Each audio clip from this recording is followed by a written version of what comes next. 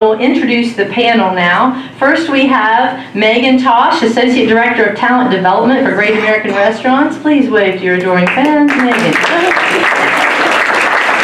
She's, of course, going to talk to us about F&B and HR. Then we have Wanda Gisbert, who's Vice President for Talent and Workforce Development for MGM Resorts International. So, question one from all is going to come from Ella Wade. So, Ella, would you please share the question with them? Sure. I just really wanted to know what advice you would give to a leader entering the hospitality industry for the first time, and what advice would you also give to this individual to ensure their future success in the industry? Megan, you want to start first on the end there? Sure. Hello. Leadership is a big word, and I think one of the things that I notice in new leaders is that leadership comes from the inside and it shows up on the outside. So one little piece or tidbit or tip or trick might be to realize that you can really lead wearing anything, and you can lead in any position. So when we have new MITs come in, they go through all of the different hourly positions to understand globally what they'll be leading. And sometimes they say, well, when I'm going to be the boss when I can wear manager clothes. And it's actually quite opposite of that.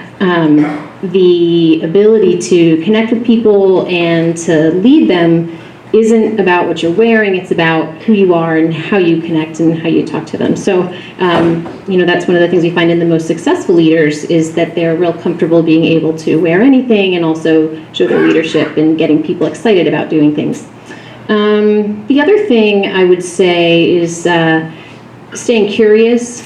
Stay curious, my friends. And being real fearless are two other characteristics that in real successful leaders, young ones in particular, are real special. So knowing what you know, because you know a lot, and also knowing what you don't know, and being curious to find that out is a big key to successful leaders. Thank you. I think, sure. That's great. Thank you. So what I would say for my new leaders is, I know you have an idea in your head what you think you want to do. You have no idea. I need you to be open to all the possibilities. Don't say no. Raise your hand, transfer. If I need you to go to Macau, go to Macau. Because I look at my young leaders and I know where I want you in 5 years.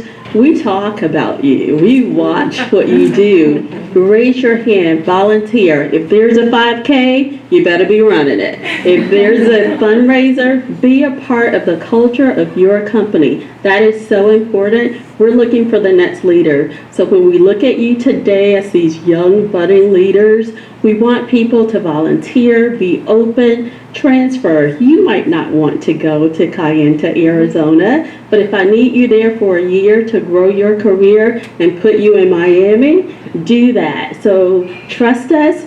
We know the route, but don't say, I only want to do this. You will commit career suicide. Be open, listen to us, trust your HR department. We have your best interests at heart, and we're plotting for the next move for you. We know who's retiring. We know who's transferring. I am positioning you to be in your perfect job, and you don't even know it.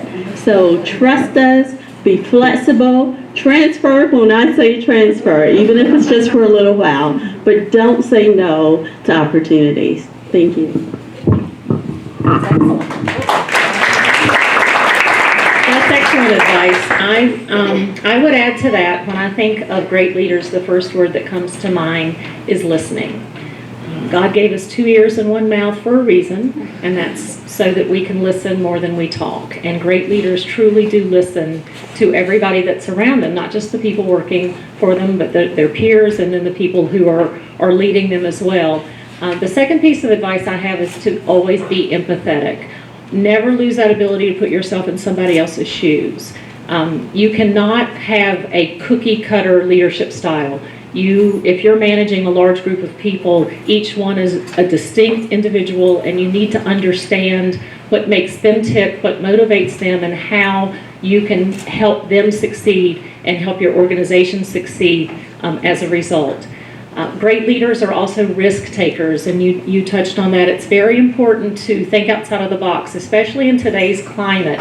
The people who are making a difference in our industry today are the people who are really daring to be different. They're not afraid of failure. They learn from their mistakes. They don't worry about having a completed idea before they launch it. They're launching at the 0.5 phase instead of the 1.0 phase. So fail early and often, learn from your mistakes, and continue to grow. And good luck to you. Thank you. Great answers. You're off to a rousing start. The next question is going to come from our very own Charlotte Toohey. Charlotte. Okay, so I get to work with our social media, and it's a huge part of the industry as a whole. So I was wondering if you could tell us about how social media is a part of your industries and how students can prepare themselves to work in that field when they graduate, since it seems to be a really popular option. Sure. So I'll speak first off from the recruitment standpoint. Resumes that are in paper are dead. Stop doing that. I need a digital resume. I need links on that paper resume, because the first thing I do is click the links. If you are a chef, you should have a signature dish. I want to see you cook it, present it, and it needs to be on YouTube. Everybody needs a LinkedIn account. If you are in events, go to an event, talk about that event, but have a digital link that shows your presence. I will call you first. Your resume goes to the top of the line. So think about your resume being more digital as job seekers than anything else. Social media is a big, big deal at MGM. There are people that only Snapchat for us, tweet for us, Facebook for us. We have 22 locations, 77,000 employees who are international. Social media is huge. So stay up on your technology, but bring that into your resume in a way that I can see that you know what you're doing, that I can see that you know that it's very important. So a lot of people are very old school with these traditional resumes, so that's number one. Get your foot in the door with a digital resume. From an events perspective, I think first and foremost, understanding social media, understanding how it works, understanding how to use all of the major platforms that are out there, Facebook, Instagram, Snapchat, Twitter. And on the event side, where I think we fail as an industry is we think about using it for marketing, but we don't use it to stay in touch with what our customers are doing. We don't find out what the bride and groom's personal hashtag is for their wedding, or what a conference hashtag is. We're not following our customers' hashtags to see what they might be saying about our properties. We're tuned in to the sites where we know we're getting reviews, like TripAdvisor and media like that, but we're not looking for those individual event hashtags and following them to hear what's being said about our property, so we have the opportunity to either leverage it for the future or do service recovery if that's needed. I'm going to go in a totally different direction, but well said, ladies. The way it's impacted restaurants recently is that no longer is it that someone has a great experience and they tell people about it. The food comes to the guest and then they take a picture. And so in managing restaurants and in leading people, everything is, we are literally on stage 100% of the time. So that's changed a little bit of the traditional kind of restaurant experience. And then the guest comment portion of social media, it's really allowed us actually to do a really good job with recovery, in that we had a guest that was in the restaurant and they were upset by the wait, and they posted it on Yelp, and we were able to find them in the restaurant and recover from that situation by being tuned into what was going on in social media. So using its power for good has been really fun, and being able to challenge kind of how we can get in touch with more of our guests that way. The other thing for you all as professionals, is that your social media is a representation of you and your professional brand. In that we're a little more old-fashioned but that would be very cool to have a video. So I can send videos too. We just aren't quite there yet, but we do a lot of looking into you and how you're represented online, and kind of going deeper than you probably think we can. So it's pretty fun. So just kind of being aware of your own. You are representing the company, and also you're representing yourself and your own personal professional brand. So. Let me add, if you still have a MySpace account, please shut it down, okay? I don't want to Google you and see MySpace and your pictures of you coming into your own in middle school. Shut that down. I'll just add to that. It was about 3 years ago, Megan, I remember we had a conversation and you said that you saw restaurant customers on Yelp before they were seated. So they're giving you recommendations before they've even tasted your food. And so that's something that's so real time that I'm sure is an extra special challenge for F&B. Yes, good stuff. All right, great answers. So our next question, so those are the two general questions. So now we'll shift over to a specific question. And the first one's for you, Melissa, and it is from Savannah. Savannah Wickman, if you'll share your question, please. Hello. My question for you is, many of our students are interested in going into event management when they initially arrive into the program. They are often surprised by the breadth and depth of what exactly events means in our industry. What advice do you have for students interested in going into your field? How much time do I have? Well, that's an excellent question, because as an employer, when they come see me right after graduation, what I generally hear is that they loved planning their sorority formal, or that they're very excited about planning their wedding. And those are very important parts of the events industry, but they're just the tip of the iceberg. The events industry is huge, and I could probably spend quite a bit of time trying to explain all of it to you and still miss some of it. But everything from very small luxury events to citywide conventions that might have tens of thousands of people attending them, somebody has to plan and execute that. And then in addition, you have people in the event planning industry who work for facilities, like I do. Then you have meeting planners who work with particular organizations, and in some cases they work directly for an organization. They might be in-house at a company where they're doing all of the events that particular company does, or they might be a third party who's being hired to plan events for multiple clients. So it really is a very diverse industry. My advice is to make sure that it's what you really want to do. So I can't imagine ever doing a job that I didn't love doing, but event planning is really a really hard job. The hours are long. The hours are crazy. If you're passionate about weddings, then you can say goodbye to ever having a Saturday off again in your life. We work nights, we work weekends. On the convention services side, which is my passion, the bigger the program and the more complex it is, the bigger high I'm on while I'm handling it. But I've got to be there before the customer's first event in the morning, and I'm there until the last event at night, and then I'm probably there a couple of more hours looking for a box that got lost during the day, or diving into the dumpster to retrieve flip chart pages that somebody threw away, or taking care of an unhappy VIP, or making sure all the changes that they made throughout the day are in the system so that we're prepared to take care of them tomorrow. So it is long hours, but it is extremely rewarding work to deliver that bride's dream wedding to her, to make all of those pieces fit together and deliver a hugely successful conference to a customer, or to deliver a hugely successful conference to your employer, is really an immeasurable reward. So first and foremost, make sure it is what you're passionate about. Secondly, it does take a huge attention to detail. So if you're maybe moderately forgetful, or if you're not are really good at putting all the pegs in the right holes. Let's face it, if you don't suffer from OCD, this maybe isn't the industry for you. If you're ADHD, go find a different job. If you're OCD, then meeting planning is the way to go. And then the final piece of advice is you really have to be curious by nature.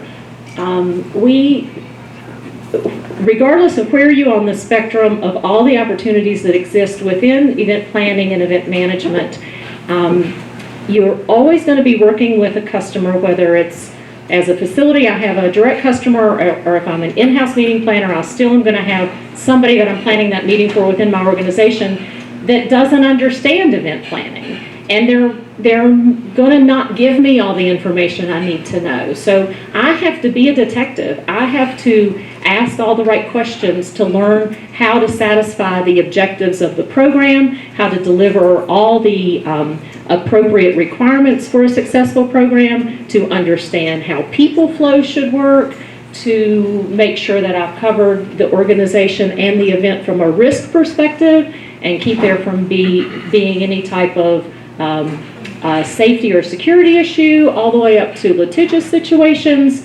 I have to ask all the right questions so that I can gather that information and then communicate it out to everybody who needs to execute this event.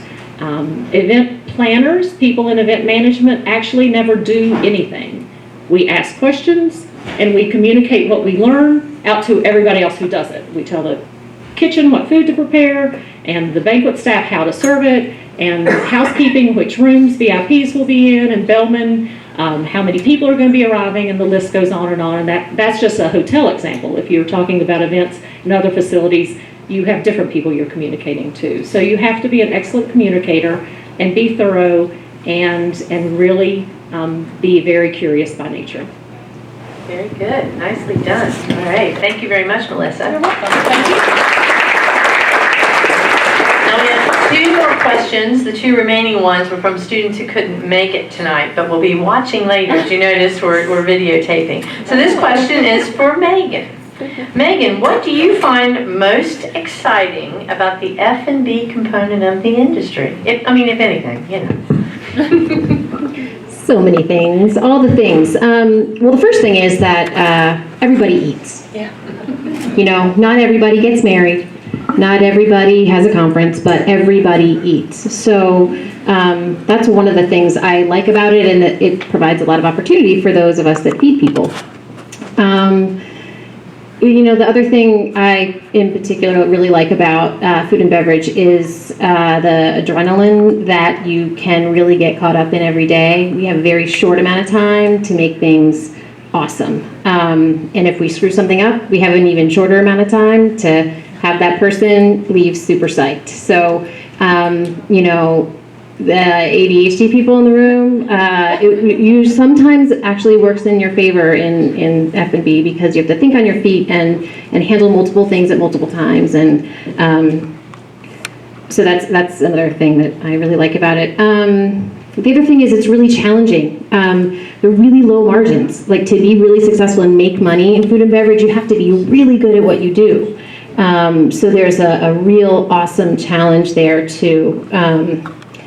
You know, and the full life cycle, we get to be involved with humans, right? So we might have a blind date. You can see the blind dates because, like, the guy comes in, he's like, I'm meeting somebody. And then the girl comes in and she's like, I'm meeting somebody. So you get to be a part of that. And then, you know, maybe they get engaged in the restaurant, and maybe they have a party of their wedding weekend and they come and see you because you're the favorite place to go. And, you know, then they have a kid and it's their first night out after they've had the kid, and the kid's really little, and then you see the kid graduate from high school. So, you know, they're the relationships that you can create in food and beverage are really fun for me. So, and then the balance of volume and quality and keeping food fresh and hot, and it's real personal for people too. So we get to be really intimate and really connected every day, and we have to show up for work every day, ready to make people happy. You know, it's there's some pressure, and it's fun to have to produce. And if we're doing a good job and we open the doors, people come in. And if we're not doing a good job and we open the doors, nobody comes. So it's pretty clear, you know, how we're doing. And if you're somebody who really enjoys instant gratification. F&B is a really awesome place to work. All right, thank you very much. Thank you, Megan. So the final question for our panel, this is for Wanda. Our students may be unaware of the exciting opportunities that await them in the field of gaming and casino resort management. What are 3 of the most important things you'd like them to know about in this area of HTM? Only 3. Yeah. Well, I will say this. I started off when I was 18 at the front desk at a Holiday Inn in Atlanta, Georgia. And I never thought I would cross over to the casino area. My background is in Hilton, Marriott, love hotels to death. But then one day I decided to take a walk on the wild side. And I really would advise and recommend that hospitality students, please open yourself up to the world of gaming and casinos, a casino resort. We have everything you need. We have the non-traditional careers that are amazing, and you just have no idea what's in store. So I'll leave it at 3. 1, entertainment and events.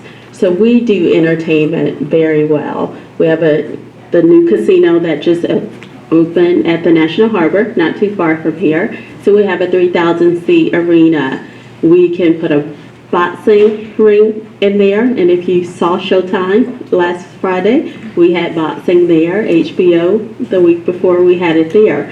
So can you imagine how cool it is to plan a boxing match that's going to run on Showtime and HBO? I have a VP of entertainment, I have a director of entertainment, managers of entertainment.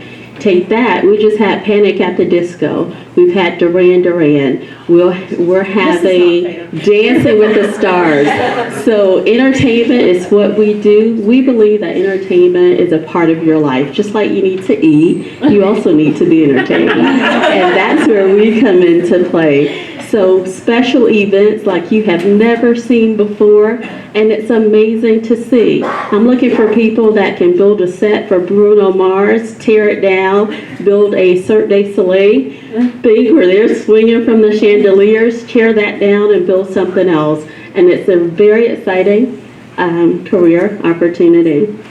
So let's talk about the casino, because everybody wins at the casino, right? Casino management is very important. You must have a compliance background. We take people from all areas, finance, accounting, HR. It's very regulated, and it's a serious business that we take great pride in. We also teach responsible gaming. So if you haven't considered the casino part of things, that's where the action, meets the table. We have a casino with slot machines, and we also have the table games. So I have a VP of slot machines. And I'm like, what do you do all day? That's pretty cool, but it's an amazing career. So open yourself up to the possibility. You probably haven't even heard of the career that you really would love.